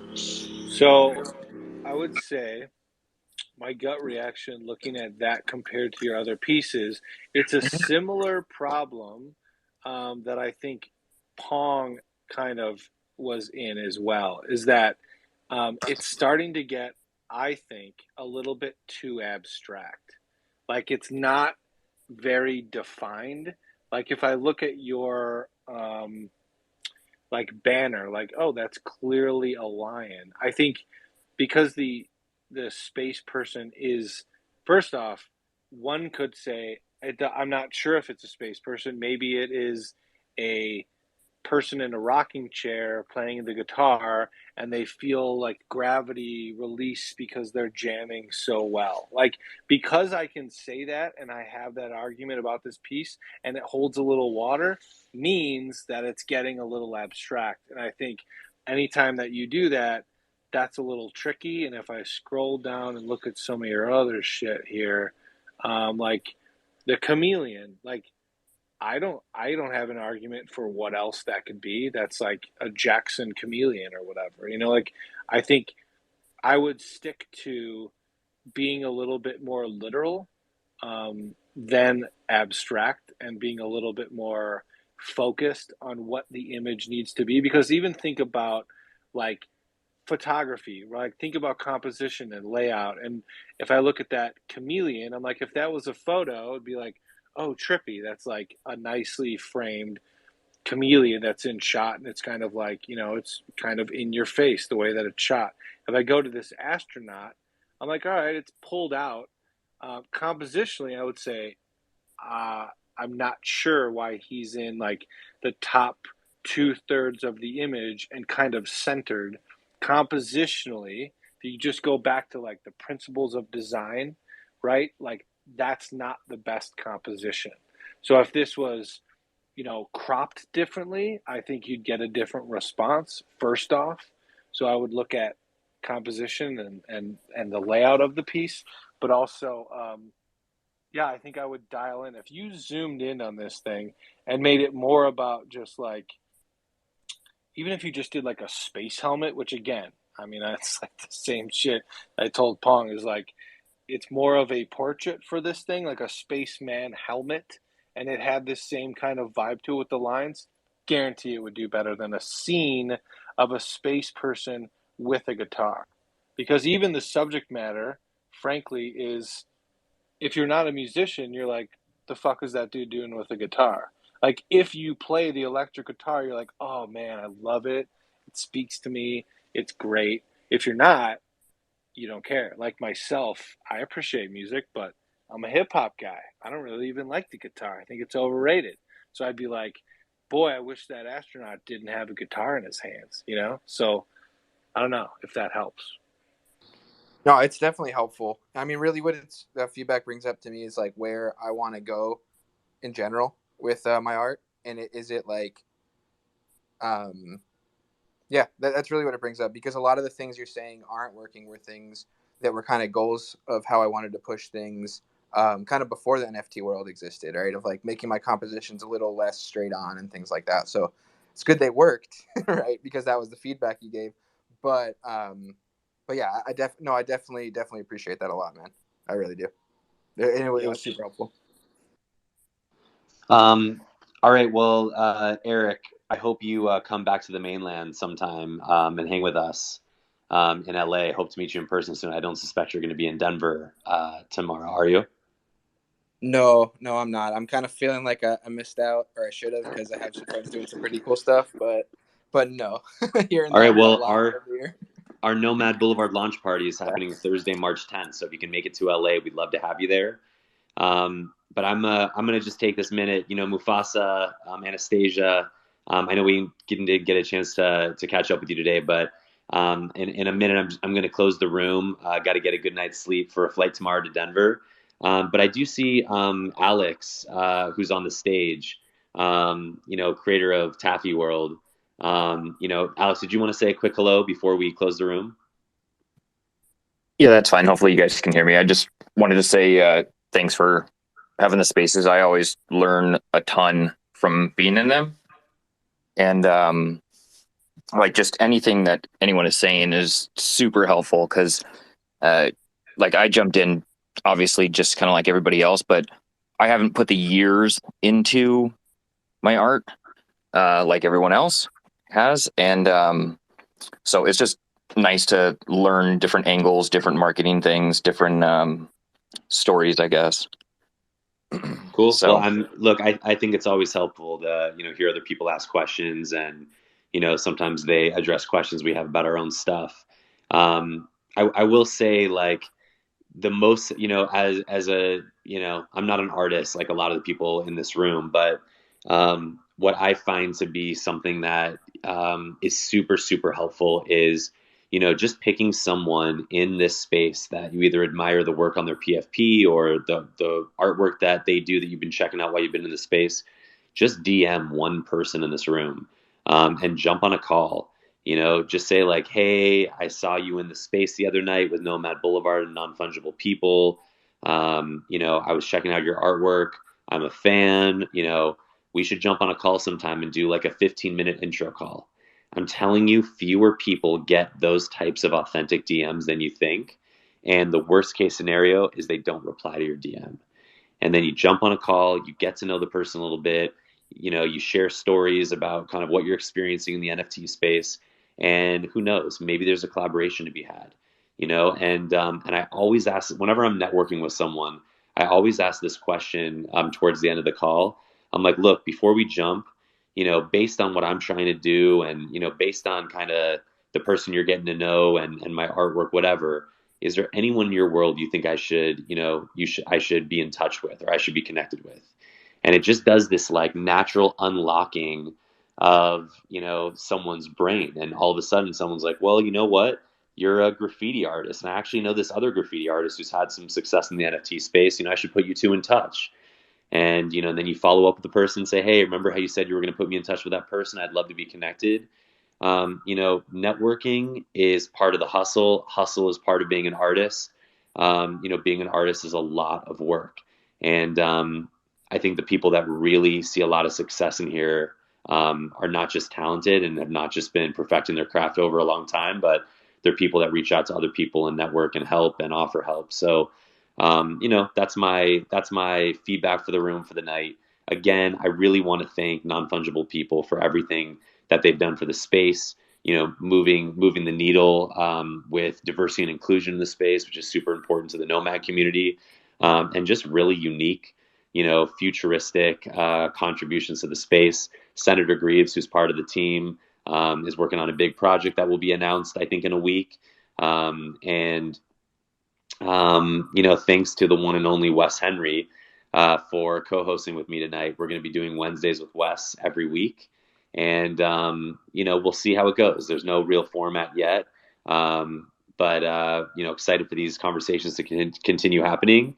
And have a great night, everyone. Thanks, everybody. Thanks, everyone. Thank you. Bye. Thanks, Morgan. See you tomorrow.